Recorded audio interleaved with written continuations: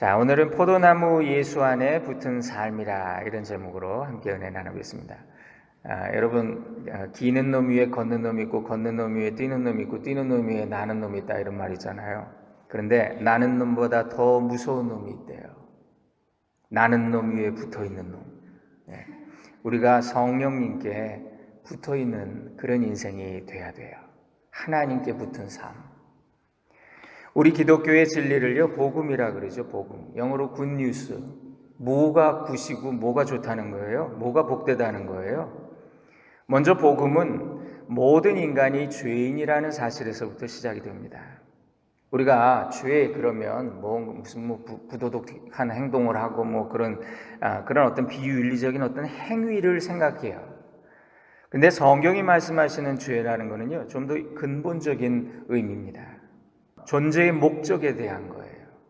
우리 인생의 목적이 뭐예요? 여러분, 시계를 왜 만들었어요? 사람이 누군가 만들었어요. 왜 만들었어요? 시간 보려고. 시간을 제때 알려주지 못하고 망가지면 이 시계는 존재의 목적을 잃어버린 거예요. 폐기돼요. 자동차가 달리지 못하고 서버리거나 사고가 나서 부서졌어요. 그러면 폐차해요. 존재의 목적을 잃어버렸기 때문이에요. 폐기돼요. 그걸 죽음이라고 말할 수 있죠. 자동차의 죽음이에요. 그건. 우리 크리스찬은요, 인간이 우연히 만들어진 존재가 아니다 이렇게 믿어요. 창조주 하나님이 우리를 만드셨다 그렇게 믿어요. 여러분, 그래서 이것이 기독교 신앙의 전제인데, 그러니까 하나님이 만드신 목적이 있을 거 아니냐. 왜 그냥 쓸데없이 우리 만들었겠냐. 그 목적대로 살지 못하는 걸 죄라 그래요. 관역을 맞추지 못한 것. 죄의 결과는 폐기예요. 곧 심판과 사망이라고 표현되어 있습니다. 살아있어도 그 존재의 목적을 잃어버렸다면 이미 죽은 거나 마찬가지예요. 소멸돼 가는 거죠. 사람은 하나님의 영광을 위해 창조되었다 그랬어요. 그런데 로마서 3장에 보니까 모든 사람이 죄를 범하였음에 하나님의 영광에 이르지 못했다 그렇게 되어 있어요. 그래서 하나님의 영광을 이루지 못하는 인생은요, 내가 왜 사나 늘 공허하고 모든 게 무의미해요. 좋은 게 있어도 그게 좋은 줄 잘 모르겠어요. 허무해요. 목적을 잃어버렸기 때문에 그래요. 당신은 왜 삽니까? 그러면 모르겠어요. 그죠, 그냥 사는 거죠. 이렇게 대답하잖아요. 이렇게 모르는 것이 죄라는 거예요. 왜 태어나고 뭘 위해서 살고 어디로 가고 있고. 여러분, 이걸 모르기 때문에 때때로 사람들은 나는 왜 사나, 어디로 가는가, 이걸 알아야 되는데 이걸 모르기 때문에 왜 사나, 내 인생 다 갖춘 것 같은데 왜 something wrong인가 이렇게 생각해요. 여기서부터 하나님에 대한 질문이 시작이 되죠. 인간은 하나님 안에서 하나님과 함께한 행복을 누리도록 창조된 존재인데, 행복, 생명이죠. 근데 그 생명을 누릴 수가 없어요. 하나님 밖에 있으니까, 하나님이 없으니까, 하나님을 떠났으니까 인생이 불안하고 불행해진 거예요. 이렇게 인생의 첫 번째 문제가 죄고요. 그 두 번째 문제는 죄의 결과, 사망, 죽음이라는 거예요. 로마서 6장에 죄의 값은 사망이라. 죄의 문제를 해결하지 못하면 우리는 사는 게 아니라는 거예요. 우리는 죽어가는 거죠. 잠시 더 움직일 흙덩이. 어떤 분은 잠시 더 움직일 똥자루 이렇게 얘기해요. 사람들은 평소에 이것을 잘 느끼지 못합니다. 그런데 어느 날 누가 이제 가까운 분들이 돌아가셨거나, 저희도 지지난주에 우리 막내 외삼촌이 아직도 젊으신데 돌아가셨어요. 그 죽음을 생각하면서 갑자기 죽음에 대해서 이제 여러 가지 생각을 하게 돼요. 사람들은 갑자기 옆에 누가 죽거나 그러면 죽음의 공포를 느끼게 됩니다. 두려움을 느껴요. 인간이 두려움을 느낀다는 게 죄인이라는 증거예요. 에덴 동산에서 아담이 범죄하고 처음 느낀 감정이 두려움이었어요. 그 전에 인간에게는 두려움의 감정이 없었어요. 여러분, 두려움을 알기엔 너무 어리다 이런 말이 있는데 영화 대사였던 것 같아요. 근데 인생의 미성숙한 유아기에는 두려움을 몰라요. 두려움을 느낀다는 건 어느 정도 성숙했다는 거죠. 자기의 한계를 안다는 거예요. 젊어서는 세상이 다 내 마음대로 될 것 같았는데 철이 드니까 세상에 내 마음대로 되는 거 하나도 없구나. 이거 깨달아요. 그리고 결국 인생은 죽음이라고 하는 소멸을 향해 가는 것이구나라는 걸 깨달아요.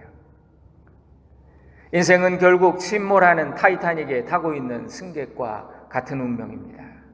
그 안에서 지금 배가 기울어져가지고 물이 들어오고 있는데 그 안에서 너는 1등석이고 나는 3등석이고 말이지, 너는 승무원이고 나는 고객이야 하는 식으로 서로를 구분하며 사는 거예요. 에휴, 삼류인생, 흙수저, 금수저, 이런 구분을 그 안에서 지금 하고 있는데요. 실상은 지금 다 같이 죽어가는 운명이라는 거예요.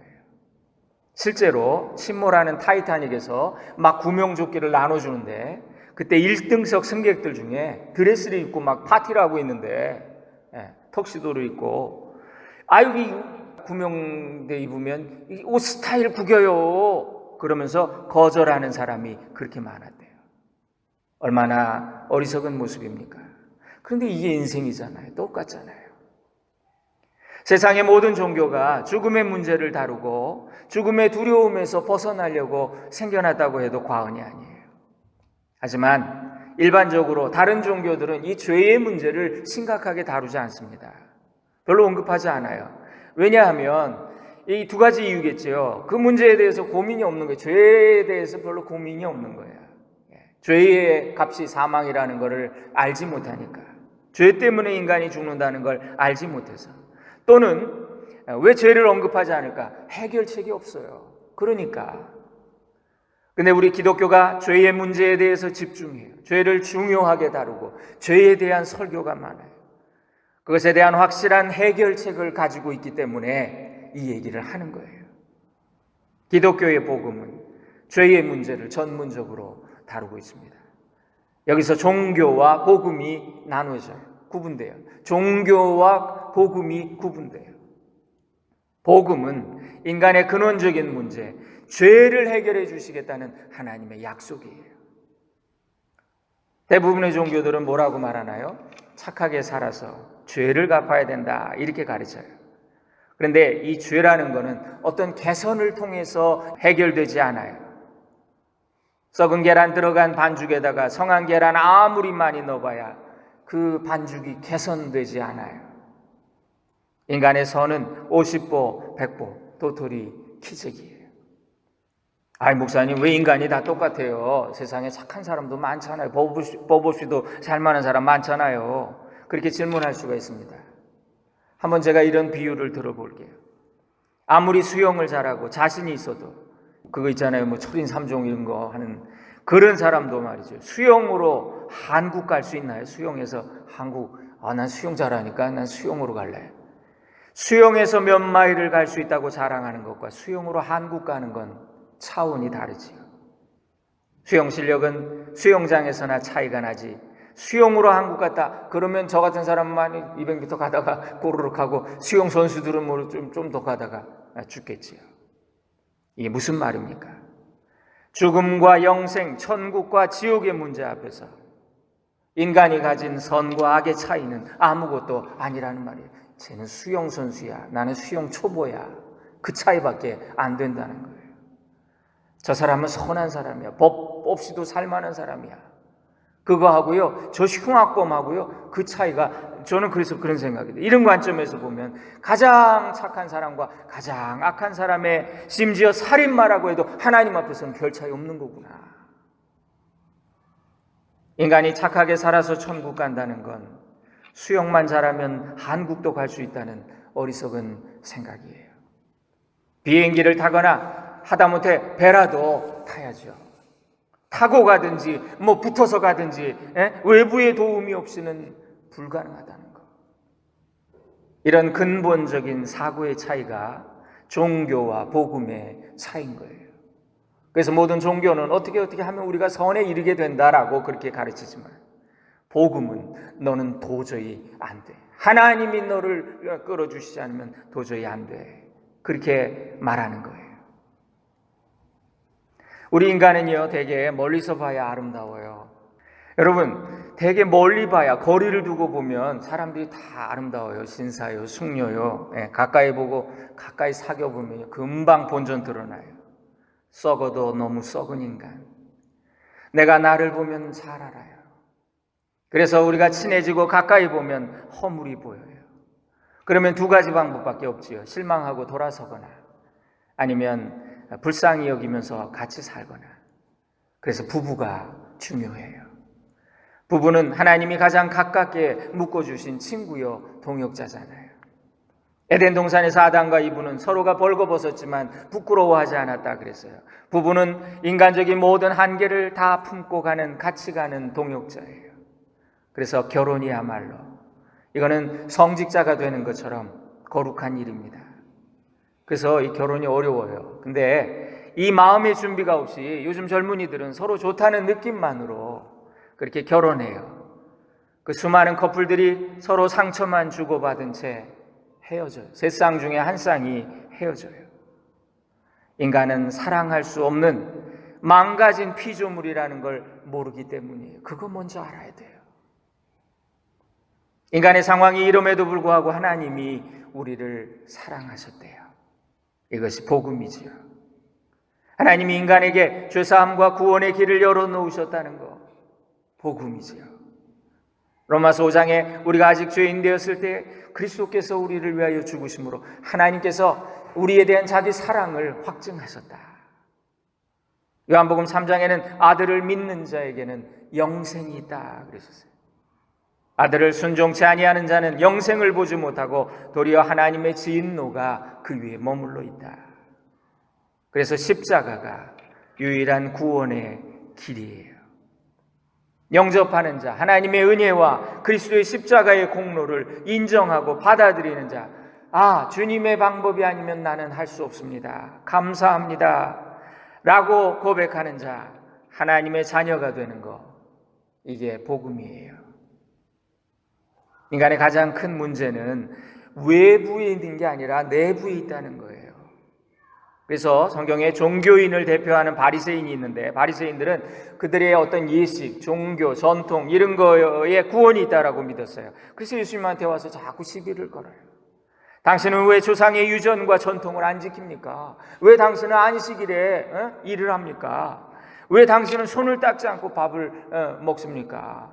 어쩌고 저쩌고 하면서 다 지적하는데 다 외면적이고 외적의 의식에 대한 거였던 거예요. 근데 예수님 뭐라 그러셨어요? 언제나 내면을 지적하세요. 야, 너희들이 예배를 드리지 않아서 그래서 악한 것이 아니야. 너희의 마음을 하나님께 드리지 않았기 때문에 너희가 악한 거야. 손을 씻지 않아서 인간이 더러워지는 거 아니야. 마음을 씻지 않은 그 내면의 죄 때문에 사람이 오염되는 거야. 무엇이든지 밖에서 들어가는 것은 다 뒤로 나온다. 그거 오히려 깨끗한 거야. 사람을 더럽게 하는 거는 속에서 나오는 것들이야. 온갖 더러운 감정들. 그러니까 예수님 말씀 뭐냐면 인간은 죄를 지어서 죄인이 되는 게 아니라 죄인으로 태어났기 때문에 죄를 짓는다는 거. 모든 사람이 죄를 범하였으며 하나님의 영광에 이르지 못했대요. 거기 닿지 못했대요. 그 분리, 이렇게 탈락을 했다 떨어진 거예요. 여러분, 사람이 내 안에 거하지 않으면 줄기에서 떨어진 가지처럼 밖에 버려 말라진다. 오늘 말씀입니다. 이것이 인간의 상태다. 인생의 비참함, 공허함, 인생의 무목적, 무의미, 무가치, 죽은 것과 같은 삶. 하나님으로부터 떨어지니까. 뿌리를 상실했기 때문에. 이것이 인간의 모습이고, 그래서 인간의 내면은 끊임없는 고독과 두려움, 그것이 우리를 짓누르고 우리는 거기 노예가 되는 거예요. 오늘 요한복음 15장에서 예수님이 직접 해주신 말씀, 우리가 어떻게 그리스도와 연합할 것인가? 여러분, 너희는 내가 일러준 말로 이미 깨끗해졌다. 너희는 내 안에 거하라. 나도 너희 안에 거하리라. 나는 포도나무여 너희는 가지다. 나를 떠나서는 너희가 아무것도 할 수 없다. 내가 이것을 너희에게 이르는 것은 내 기쁨이 너희 안에 있어서 너희 기쁨을 충만하게 하려 함이라. 그러니까 우리 속에도 기쁨이 있다고 하지만 그러나 그 기쁨은 주님이 이렇게 세워주시지 않으면 마치 물이 말이죠. 생명의 생수가 우리 속에서 솟아나야 되는 것처럼 그 근원이 없으면 안 된다는 거예요. 예수님이 그 근원이시라는 거예요. 그래서 주님 안에 거하는 자, 포도나무 줄기에 붙어있는 가지와 같은 신자의 삶. 몇 가지 특징이 있습니다. 3가지 특징이 있어요. 첫 번째, 주님 안에 있으면요, 미래에 대한 걱정에서 벗어나요. 천국과 영생에 대한 확신을 가지게 돼요. 요한복음 3장 16절 우리가 잘 알죠. 하나님이 세상을 이처럼 사랑하사 독생자를 주셨으니 이는 그를 믿는 자마다 멸망치 않고 영생을 얻게 하려 하심이라. 그러니까 예수 믿고 나서 달라지는 첫 번째 사실은요, 그 불안과 또 특히 미래에 대한 그 불안으로부터 자유로워진다는 거예요. 살아서는 하나님께 영광이다. 아, 감사합니다.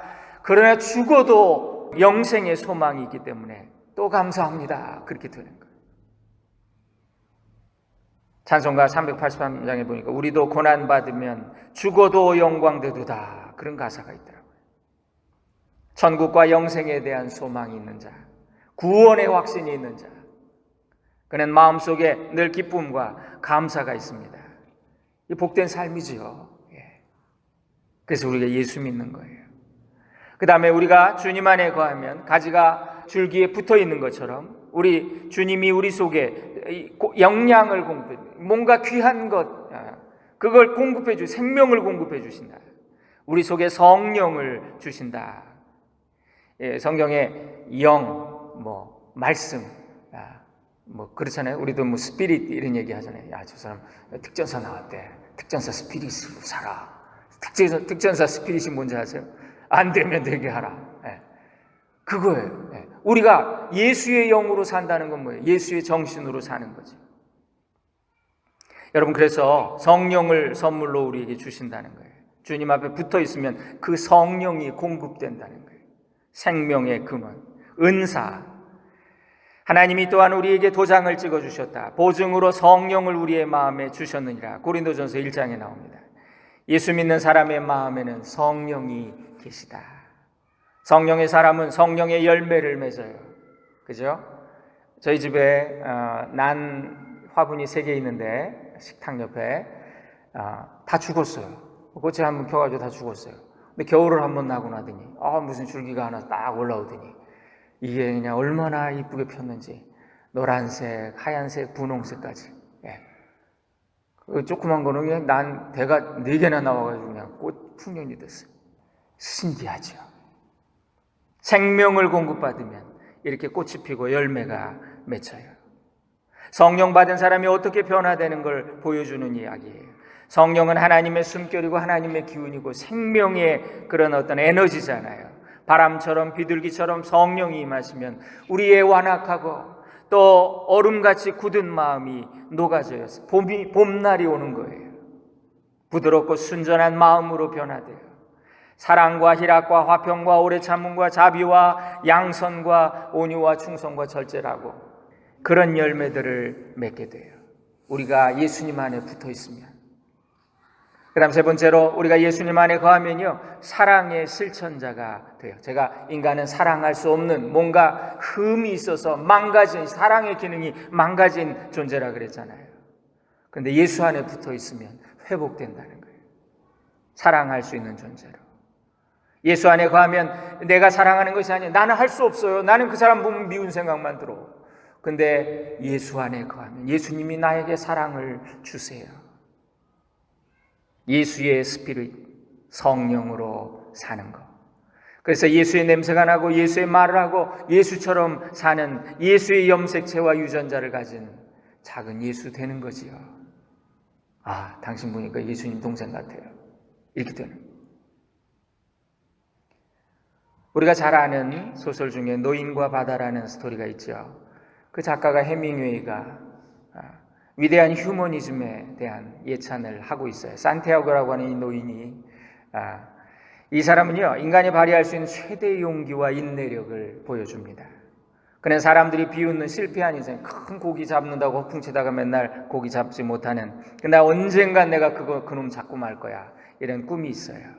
그리고 고기잡이를 나갔습니다. 진짜 걸렸네요, 이놈이. 3일을 이거 끌려다니면서 이놈을 잡았어요. 사투를 벌이면서 결국 고기를 잡았어요.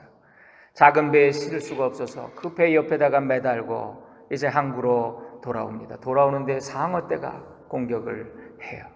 그래서 그 살을 다 뭐 상어하고 사투를 벌이지만 결국은 그 고기 다 뜯어먹고 말이죠. 뼈만 남은 그 큰 뼈만 가지고 항구로 돌아왔습니다. 이 작가가 하고 싶은 말이 뭐겠어요? 이게 인생이라는 거예요. 모든 노력에도 불구하고 헛된 결과로 끝나는 것이 우리 인생이지만 결코 절망하지 말라고. 그러면서 그 주인공이 이렇게 말합니다. 인간은 패배하게 만들어져 있지 않다.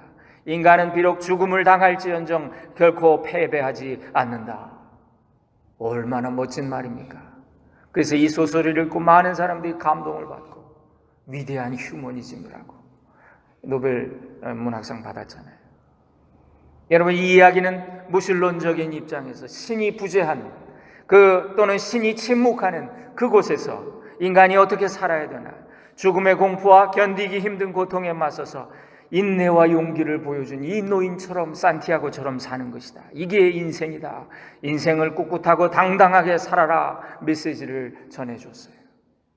하지만 이걸 읽으면서 인간이 과연 홀로 설 수 있는 그렇게 강한 존재인가?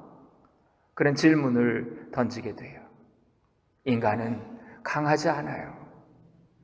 이렇게 멋진 작품을 쓴 헤밍웨이, 운명에 도전하면서 정말 쿨하게 살고 싶었던 그도 결국은 자신의 삶의 무의미를 극복하지 못해서 헤밍웨이는 권총으로 자살을 했어요.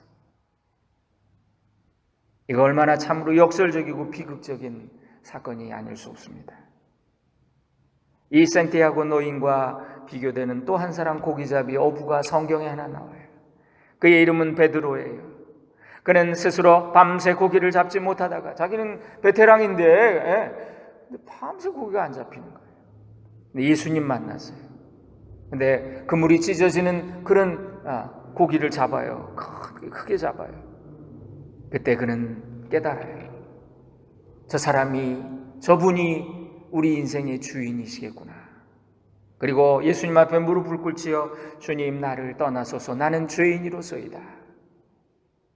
그때 주님은 베드로에게 새로운 인생을 열어주십니다. 너 이제 물고기나 잡아먹고 사는 그런 평범한 어부가 아니야. 너는 사람을 낚는 어부가 될 거야. 삶의 목적과 사명을 주셨어요. 그의 삶과 그의 인생의 결론이 달라졌어요. 스토리가 달라졌어요. 세상이 말하는 복은요, 어떤 상태지요. 그죠? 우리가 그래서 저 사람 복 받았어, 이렇게 말할 때, 그거는 뭐예요? 그 사람 돈이 많다는 뜻이에요. 또는 건강하다는 거예요. 또 집이 크거나, 또는 뭐 차가 아주 좋다는, 복 받았어, 저 사람. 복이 많아. 그런데 그리스도인의 복은요, 이런 게 아니라 존재를 말하는 거예요. 상태가 아니라. 우리가 예수 믿는 그 자체가 이미 우리의 큰 복인 거예요. 오늘도 예수 그리스도를 만나지 못한 인생은 허무해요. 사랑하는 여러분, 우리가 예수 믿는 이유 분명히 알아야 됩니다. 참 무의미한 것 같아요. 이렇게 뭐 몇 명 모이지도 않은데 이런 교회 매주 와서 여러분 왜 오세요? 왜? 네? 근데 저는 참 이게 귀하구나. 우리가 이 작은 데서 말이지 서로 밥을 나누어 먹고 영의 양식을 나누어 먹고 말씀을 나누어 먹는다는 거, 이거 귀한 거구나. 언제나 주님 앞에 거하고, 여러분 가지는 나무 위에 붙어 있어야 산다 그러잖아요. 붙어 있어야 열매도 맺잖아요. 붙어 있어야 진짜 사는 거잖아요. 언제나 주님 앞에 우리가 거하고 하나님이 기뻐하시는 열매를 맺어야 하겠습니다. 그래서 이 땅에서도 존귀한 삶을 살고 저 하늘나라에 많은 상급을 쌓는 그런 복된 인생 다 되시기를 주님의 이름으로 간절히 축원드립니다. 기도하겠습니다. 사랑하는 주님, 우리가 예수 믿는다고 하면서도 때때로 그 믿는 이유를 잊어버리고 삽니다. 예수님 안에서 사는 삶이 무엇인지 깨닫지 못했습니다. 우리의 믿음 없는 것을 주여 불쌍히 여기시고 도와주소서. 더 큰 믿음을 주옵소서. 우리로 하여금 믿음으로 세상이 보지 못하는 것을 보며 살게 하옵소서. 세상은 작고 하찮은 참새를 보지만 우리는 그 생명을 기르시고 돌보시는 하나님을 볼 수 있는 믿음의 눈을 뜨게 하옵소서. 미래가 우연이 아니라는 것, 어떤 사건도 아니라는 것, 미래는 하나님의 뜻대로 이루어진다는 걸 믿으며 살게 하옵소서. 현재의 고난이 장차 받을 영광과 비교할 수 없음을 알고 모든 것을 감사함으로 받아 버릴 것이 없음을 깨닫게 하옵소서. 오 주님, 우리의 모든 걱정과 근심의 근원에 존재하고 있는 죄의 세력을 도말하시고 주님과 함께 평강을 안식을 누리게 하옵소서. 하나님을 아버지라고 부르면서도 신앙의 고아로 살지 않도록 우리의 믿음을 도와주소서. 우리에게 하나님을 아빠라고 가르쳐 주신 믿음의 주여 온전케 하시는 이인, 또 우리 생명의 근원이시고 포도나무 줄기 되시는 뿌리 되시는 예수님의 이름으로 기도 올립니다. 아멘.